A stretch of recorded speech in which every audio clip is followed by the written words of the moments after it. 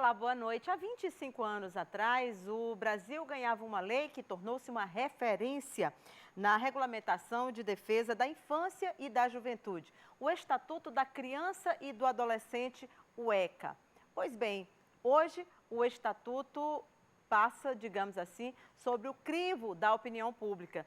Grande parte dela considera ou atribui a esse estatuto que regulamentou esses direitos, mas também deveres, atribui a esse estatuto toda uma situação de impunidade que existe no Brasil quando o assunto é crime envolvendo menores infratores. A gente vai discutir o ECA. Será que realmente é uma lei que foi positiva para o país? Será que foi realmente bom a existência desse estatuto?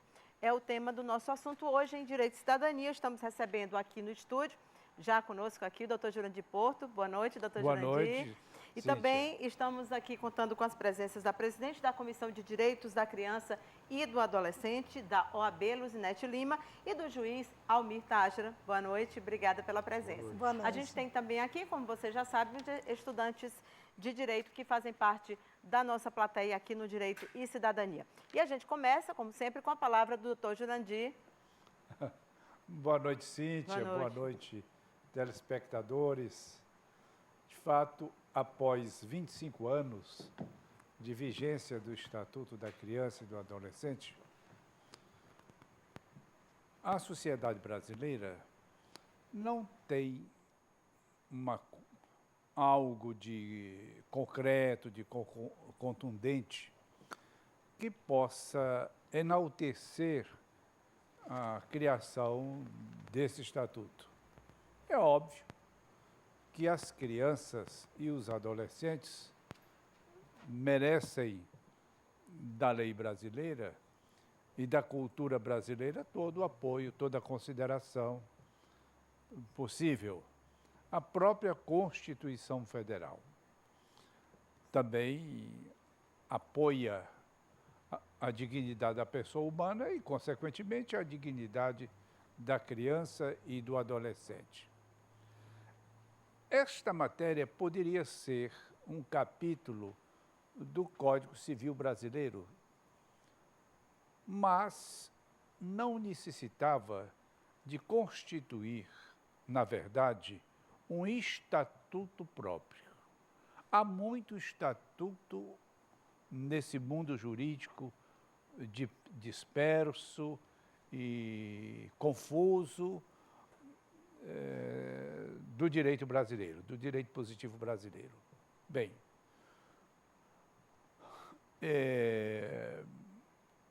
houve erros incomensuráveis na concepção desse estatuto, principalmente quando contrapõe a criança e o adolescente à autoridade dos pais, criando para a criança e o do adolescente uma ideia falsa de que ele é um crítico, ou um censor, ou um algoz dos próprios pais, que lhe escapam à autoridade e à disciplina em face de uma lei própria.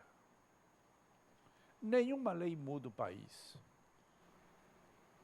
No campo social e econômico, é necessário que a própria cultura estimule avanços no sentido de proteção à criança, de proteção ao adolescente. A questão da impunidade é uma questão seríssima, porque uma pessoa, um jovem de 16 anos, tem inegável amadurecimento psíquico, amadurecimento psicológico, amadurecimento social, para compreender proibições que não só decorrem da lei, mas decorrem da própria norma moral, como, por exemplo, saber que furtar ou roubar é crime, matar é crime, estuprar é crime. Todos sabem, têm uma noção de que realmente essas práticas são ilícitas, são prejudiciais, causam mal às pessoas, a outrem, de modo que, deixando essas pessoas entre 16 e 18 anos à margem do poder repressivo do Estado, tem estimulado, sim, inegavelmente tem estimulado discursos hipócritas à parte, discursos políticos, de partidos políticos que querem votos à parte, mas tem estimulado visivelmente, claramente, objetivamente, a prática de determinados delitos, especialmente o roubo, o estupro e o homicídio.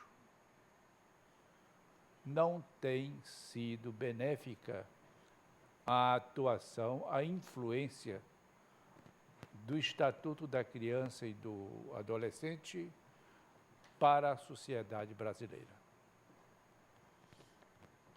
Doutor Almir, pedir perdão aqui para começar com o doutor Almir, porque eu queria pegar esse gancho aqui do doutor Jurandir, como eu conheço já a opinião do doutor Almir sobre isso, já esteve conosco aqui outras vezes.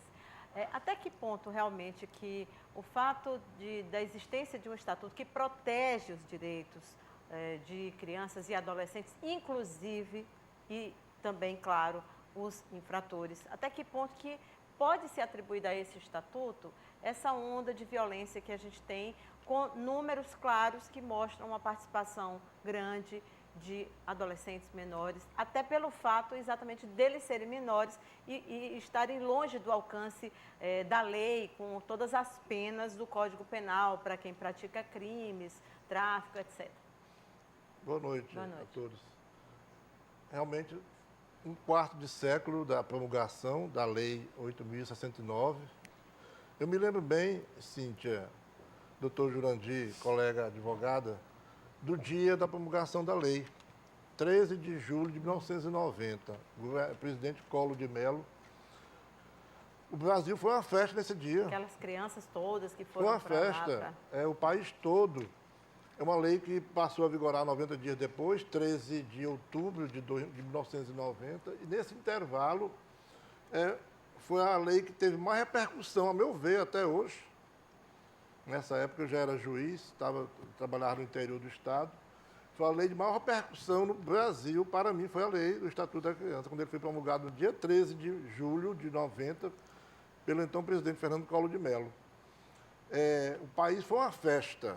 A televisão, os canais de televisão, inclusive a televisão local, cobriu aqui, mencionou, entrevistou, viu pessoas, juristas daquela época de então, e foi uma festa. Nesse intervalo do vacatio legis da lei, foi o período que mais se teve seminários, palestras sobre a implementação da lei. A partir daí foram criados os conselhos tutelares, né? As secretarias municipais de direito da criança e outras entidades voltadas para a criança e adolescente. E a lei em si, lá no artigo 1º, ela diz que a lei é voltada para os direitos da criança e do adolescente. É uma lei para beneficiar as pessoas nessa idade, de 0 a 18 anos de idade. É uma lei que veio apenas para ajudar e não para punir. Eu sou juiz criminal, atuo na área criminal, então, quando eu estiver falando aqui, estarei me referindo sempre à parte dos atos infracionais, né? Porque lá eles não praticam crimes, são atos infracionais. E com relação à sua pergunta, eu ratifico aqui o que o doutor Jurandir falou, que realmente é um estímulo. A lei, como ela está aí, a meu ver, do ponto de vista meu, é um estímulo para a prática de atos infracionais. Porque o adolescente, se ele rouba, a gente não diz ele cometeu um crime, a gente diz ele cometeu um ato infracional análogo ao crime de roubo, né? Ele praticou um crime análogo ao crime de homicídio. Ele não é preso, um ato infracional, né? Ele não é preso, ele é apreendido. Então, tem essa terminologia diferente. Então, nós realmente, hoje no Brasil, no dia a dia nós temos, a meu ver, também muita hipocrisia com relação a isso. Eu acho que naquela época, em 1990, não tinha internet, os computadores estavam começando a trabalhar, pensando em iniciar a trabalhar com computadores, e hoje nós temos aí toda essa tecnologia na mão de crianças e adolescentes. Toda criança é aquela até 12 anos incompleto, né? 12 a 18 é adolescente, sabe hoje o que é a prática de um delito, o que é roubar, o que é furtar. Imagine quem já tem 16 anos, que já pode fazer tudo, só não pode ser penalizado. Nós temos as medidas socioeducativas do Estatuto, que também, a meu ver, não penalizam, muito embora se diga que elas não são bem aplicadas, né, por quem deveria ser, mas eu sou do entendimento que realmente a redução da maioridade penal é um imperativo da sociedade brasileira.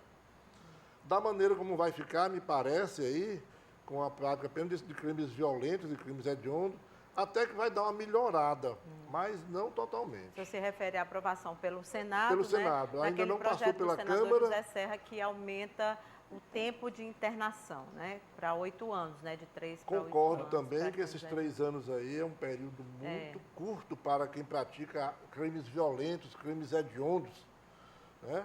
E a pena realmente, a medida socioeducativa da internação de 3 anos hoje não deve vigorar. Então, realmente, é uma lei que para mim já está defasada, apesar de com 25 anos apenas, está defasada. Ela já foi modificada ao longo desses 25 anos, já foram também, paralela a ela, elaboradas outras leis em complemento, em aditamento, com relação à prática dos crimes em que as vítimas são menores, que eu também atuo nisto. Houve a implementação, o aumento de penas, em que as vítimas são menores, né? Não as vítimas, as vítimas são menores, não é o autor do fato que é menor, a vítima que é menor.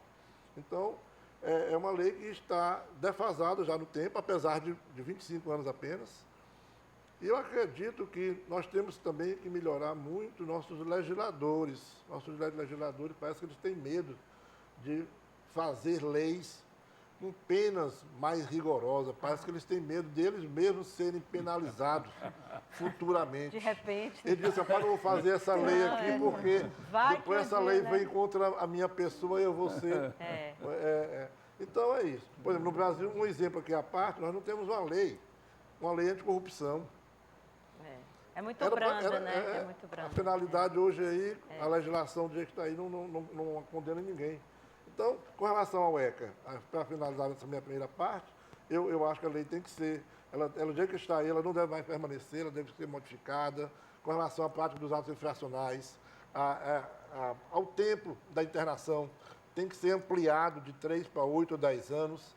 E também tem que aumentar a lista de delitos, da prática de delitos. Não somente os crimes hediondos ou crimes violentos. Lucinete, mas tem o lado bom também, né? Tem vários indicadores que mostram que, por exemplo, reduzir mortalidade infantil, isso também é atribuído ao Estatuto, porque o Estatuto não é só punir menor infrator. É importante a gente lembrar isso, porque sempre está relacionado às punições, quando, na verdade, é também uma lei por conta dos direitos das crianças.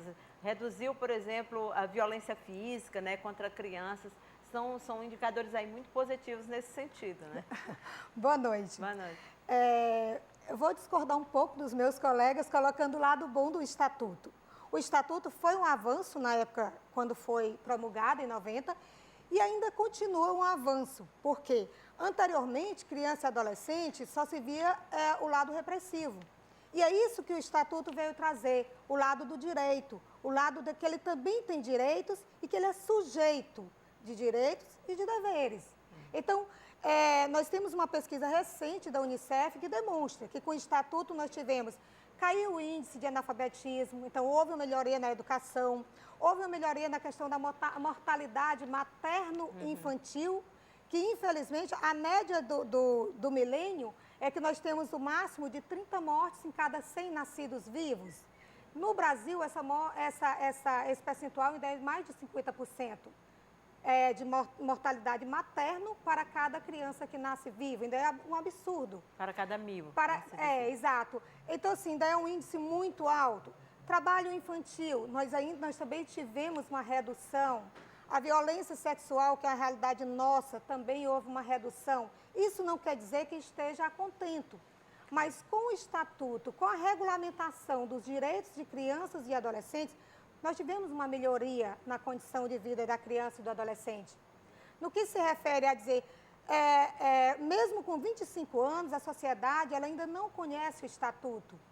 Com 25 anos, ainda se vê o estatuto só como proteger bandidos. E essa não é a verdade. Ela traz direitos e traz também deveres do adolescente e da criança. E nós vamos ver que a gente dizer que endurecer as leis seria a solução, não vou muito por esse caminho. Eu acho que eu creio mais nas medidas protetivas. Vamos investir no social, vamos investir em escola, vamos investir em educação, em moradia, em lazer, em condições dignas de sobrevivência. Estou falando até sobrevivência da criança e do adolescente. E também a questão, vamos ver o lado repressivo. Como é que está sendo cumprido esse lado repressivo? Então, nós tivemos recentemente em visita ao CEM, Centro de Educacional Masculino. Isso. E as condições que nós vimos lá são adolescentes que estão encarcerados, que estão na prisão comum. Nada diferencia o CEM, que seria um centro educacional, de uma prisão comum, porque eles não dispõem de nada daquilo que o Estatuto garante. Mas já tem 25 anos que eles estão desse jeito, né? 25 anos e a gente continua Entra lutando. gestor e sai gestor e a situação porque me parece que a política é essa, né? Então, é como disse o doutor Jurandir e o doutor Almir, não é muita hipocrisia a gente ficar falando de ressocialização quando nós sabemos que aquilo nunca foi e nunca será para ressocializar, né? O SEM, pelo menos aqui no Piauí, nunca será. Aqueles padrões... A realidade é nacional, sendo que em alguns locais a realidade ainda é pior do que aqui. Porque em muitos centros, adolescentes são praticamente dopados com medicamento para se acalmar ou para não ter rebelião, coisas desse gênero. Né? Então, é um centro que era para ser educacional, era para termos educação, saúde, lazer, uma iniciação profissional. E nada disso o adolescente tem lá dentro. Então, aquilo que era para ele ser, quando a gente fala em ressocializar, reeducar, muitas vezes nem seria isso. Seria mesmo era educar, socializar, porque a realidade dos adolescentes que estão nos centros de internações, muitos analfabetos, muitos abandonaram os estudos até a 4ª, 5ª série e são adolescentes usuários de drogas de 16, também, 17 anos, são adolescentes que vêm de uma estrutura familiar totalmente desfeita, quer dizer, eles não tiveram nenhum acompanhamento familiar, nem da sociedade como um todo, que nós temos que lembrar que a responsabilidade é da família, é da sociedade, é do Estado. Então, se falha a família, se falha a sociedade, se falha o Estado, como é que eu posso querer punir só o adolescente? Né? Então, acho que tem que haver a responsabilidade de todos para com a melhoria dos nossos adolescentes, para melhor garantir uma melhoria para os nossos adolescentes. Tá certo. A gente tem que ir para o intervalo, voltando já, mas eu acho que a palavra desse bloco foi hipocrisia. Eu acho que ela resume a situação, pelo menos nossa, aqui no estado do Piauí. Só para completar essa referência que você fez ao SEM, o novo diretor do SEM, ele era diretor de presídio. Então, acho que isso já diz tudo sobre como o Estado ressocializa os menores. A gente volta já.